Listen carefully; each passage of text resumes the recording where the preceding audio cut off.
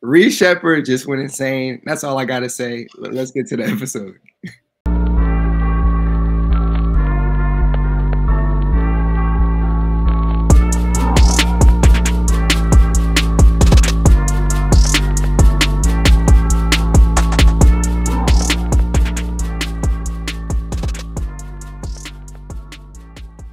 All right, y'all heard Brad in the intro. Reed Sheppard just went crazy in his summer league debut. We're gonna be breaking down that today and talking about what some things we noticed in the summer league game, not just about Reed Sheppard, but with the entire summer league team as well. But obviously, the man of the hour, the reason we're so excited right now to bring this episode to you guys is because of Reed Sheppard, number 3 overall pick in the 2024 NBA draft. Brad, what you see in that game today? I saw everything. I saw everything. Everything he was advertised as the best shooter in the class, one of the best three-point shooting prospects since 1990, going all the way back to then. But yeah, just looking at Reed, first play of the game, pump fake into a cutting Cam Whitmore, hit his first 4 3-point attempts, and each one was deeper and deeper. Ended up hitting one by the logo, one by the dash line. Yeah, it's everything. The IQ, it stood out to me. He made good plays on defense. Fred VanVleet has stamped getting those fake blocks. I guess that's what you want to call them. But getting those strips, and Reed's going to get a bunch of those. He got one today. And very handsy on defense as well. He got called for a foul on one of those steals he had against Dalton Connect. I thought that was a steal. The highlight of the night, he put Dalton Connect in a blender. We're not going to act like that was a double-double. It probably was, but we're not going to act like it was a double-double. That was a fun highlight. And then outside of that, yeah, he put on a show. 23 points, had 12 in that third quarter. It's extremely fun to watch. But yeah, no, he dominated. Looked like he was everything that he was advertised. He's gonna fit perfect with this Rockets team. But yeah, what did you see, Will? Like you said, I was expecting Reed to come in and kind of just let the game come to him and just kind of get in where he fit in. And like he kind of started the game doing that. It was kind of just kind of letting it kind of getting where he fit in. But it was like towards the end of the first half and the second half, he was like, all right, it's time to just show everybody why I was the number 3 overall pick. And like you said, he was hitting the jumpers. The jumper was pure too, right? It wasn't touching rim. It wasn't no backboard. It was going in nothing but net. He was taking, it wasn't like he was just catching and shooting, right? He was off the dribble with it, pull up midi. There was the one that he hit like literally from the summer league logo, like on some Steph Curry type stuff. Like I was getting Steph Curry vibes the entire night. Steph Curry, like Steve Nash vibes. The play Brad talked about with Dalton Connect, like, man, that's a move I've seen Steph Curry hit a million times, bro. You know, we as Rockets fans, we used to watching Steph Curry go off. I seen Steph Curry hit that same move 15 different times. You know what I'm saying? So, like that was really cool. What made that really cool is you could tell, like, the reason that move worked is because Dalton is terrified of Reed shooting. That's why it worked. If Reed wasn't the threat he was from range, that move don't work. And so it was really cool to kind of already see him leveraging the fact that he's a real threat from range already. Like he came in immediately, right? It's not too many guys who come in summer league like from the jump shooting lights out, and he's shooting lights out, like I said, from the jump and from range, catch and shoot, pull up middies, like all that stuff. But like it was that, and then what also stood out to me was just the decision making and the IQ. It was that first like 10 or so minutes of the game, it was rough because it was like a glorified like AAU like rec run for a second. It was just guys just running. Everybody was touching the ball, doing their own thing. And like it was just all over the place. It wasn't a good product personally. And then it was like, all right, Reed's like, nah, all right, give me the ball. I'm gonna run the show real quick. And it was like every possession that he touched the ball, even if we didn't necessarily score, it was a good look, right? He was consistently setting guys up. I think he had 5 assists. He did. And I'm pretty sure he should have. I'm not gonna say he should have like a double or anything like that, but he should have more than 5 assists. He was distributing the ball, getting guys the ball in good like spots. Even if like the ball got deflected, you saw the process was there. There was a couple of times where I saw him try to get like a pocket pass to a roller and then got kind of picked off a little bit, but good process. He tried to get the ball to like a skip pass to the left corner and it got deflected. Somebody swatted it, but like once again, like good process. I understand what you're trying to do. And like if you're capable of making those reads along with what he's providing in terms of a spacer, like say hidden pull up midi stuff like that, I mean, that's a special player for sure. And I'm just super excited for him to go from playing with, summer league talent to playing with like actual NBA talent. So I think that's where he's really going to show you how good he is, when he's around other guys who are, high IQ guys as well, who are, real threats to shoot, to roll to the basket, whatnot. Like I can't wait for him to play with Şengün in the mid. Just specifically those two guys, I can't wait. I just know that those two guys are going to play so well off of each other. I'm excited for that. So yeah, a great game from Reed Sheppard. Oh, and I'll end my play here. The defense, the on-ball defense at times could have been better, but I still think he did a pretty good job of containing when, at times. But then off-ball, right? Like Brad touched on the Fred VanVleet blocks, right? He had 3 of them, and it's just because he's keeping his hands are always moving. He's always in the right spot. You know what I'm saying? So I love this performance. That type of performance is going to have me happy for the next 24, 48 hours. So I loved it. But I don't know, Brad, you want to add anything else? We'll talk about Reed Sheppard before I kind of go into the next.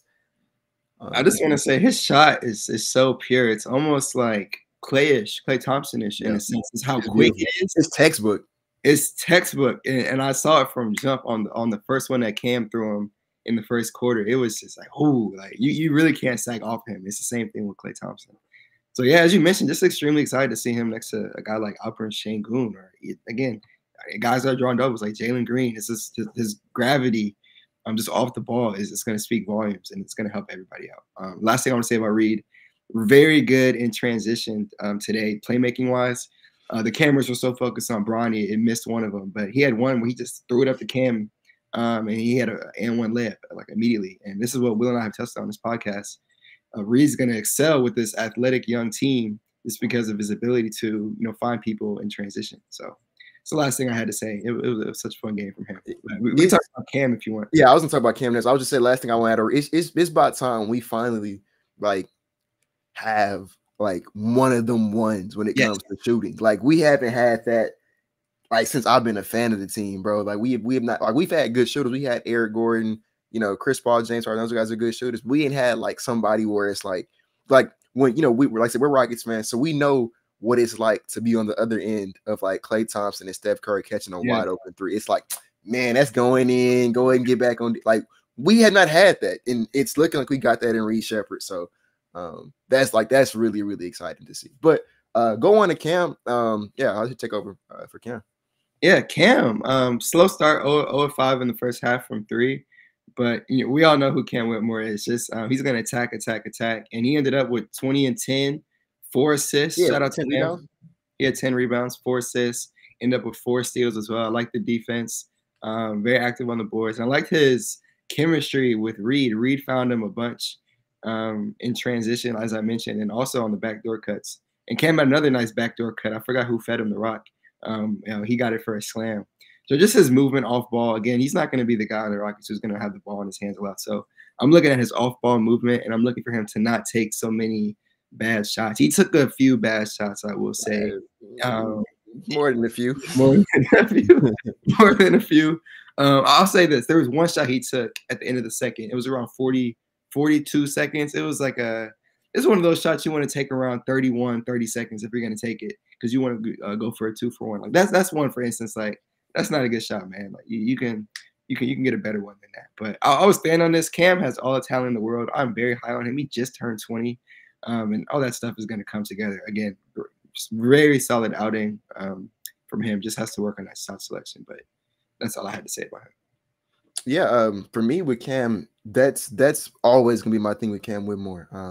We know he's talented. We know he can score the basketball from all 3 levels in the elite level. That's never going to be the concern or criticism for Cam Whitmore. The concern is, all right, now what else can you do? Can you do the other things pretty well?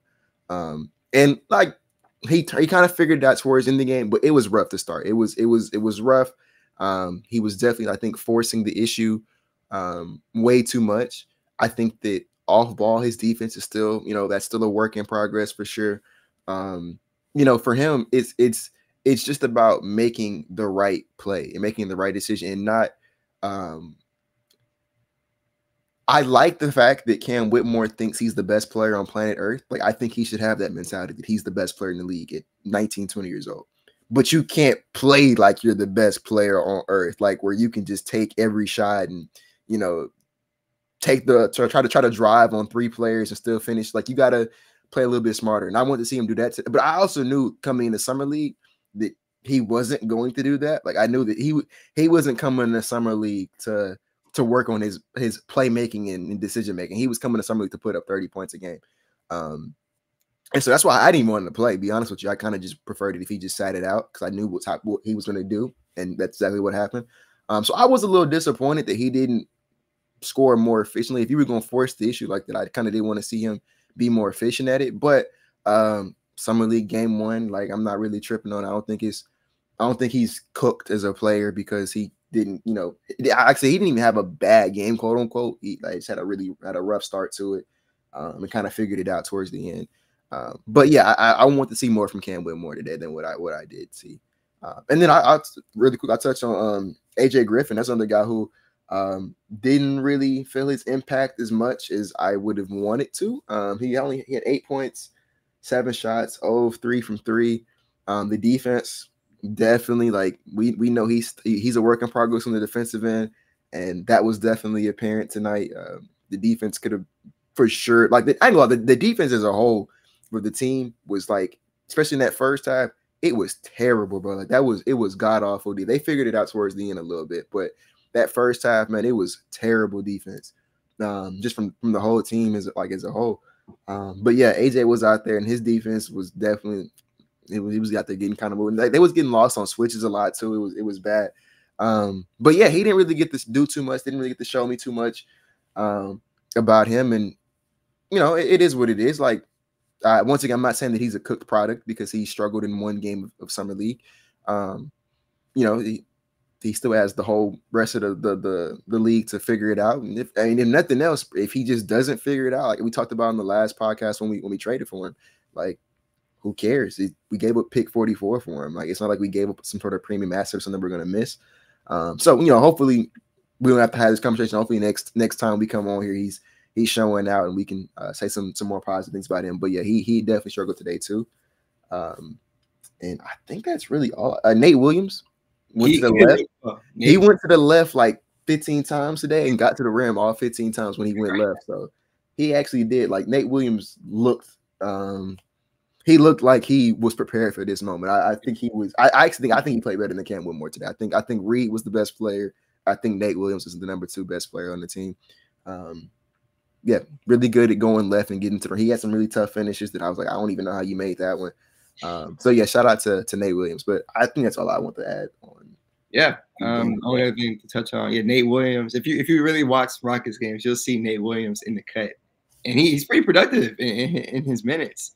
He looked really good in the Hawks game this past season in Atlanta. So I wasn't surprised by his game today. I really like him on a 2-way contract for the Rockets. But outside of that, yeah, I'm looking to see what AJ Griffin can do. We had a good podcast with our guy David from the Hawks, from Hawks Twitter. He broke AJ down very well. So just curious to see how he looks in the next 3 or 4 summer league games, however many he plays.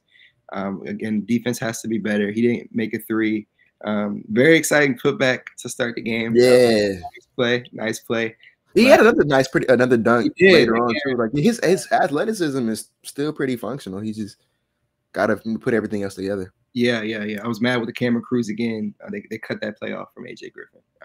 Again, too much Bronny and JJ. I was going to talk about that in a second. So yeah, but outside of that, I'll segue to you. This is the last thing I have to say. But yeah, in a basketball game, I don't need to see who's talking in the broadcast booth. I can hear them. I don't need to watch them while they talk. And then they put the main game on like on the side, 60% screen. That's so dumb to me. That's so dumb. Just show the whole game and then listen to the people talking the broadcast. But that's all I got to say. Man, the ESPN product has just been like, maybe it's because like the older I get, the more like I care about like just basketball. Like, I don't care about all the other stuff. I'm just here to watch the sport. So maybe that's why, like, the older I get, the more the product kind of goes down for me. But it's been on the downhill for me for like a minute now, dog. And like, I think tonight was like the perfect example of why. Bro, we spent the like 60 to 70% of the broadcast talking about the Lakers and talking about Bronny. And it's like, that's like, I get it. Lakers, LeBron's son, But Bronny had what 3-4 points, something like that, bro. How many Let points me did read Bronny? you his stat line, bro. Go ahead, man. He had 8 points on 3 of 14 shooting. He was 0 of 8 from 3, and 3 turnovers and 2 steals. And I understand he's a huge story just because he's, LeBron's son. -9. But yeah, man, like it's to show the game. Like they're doing too much. And it's like, bro, like the whole every time out, the camera's on Bronny. Yeah. Dude, like the game ends, and like this, mind you, Reed Sheppard just got done like going crazy, putting dudes in blenders.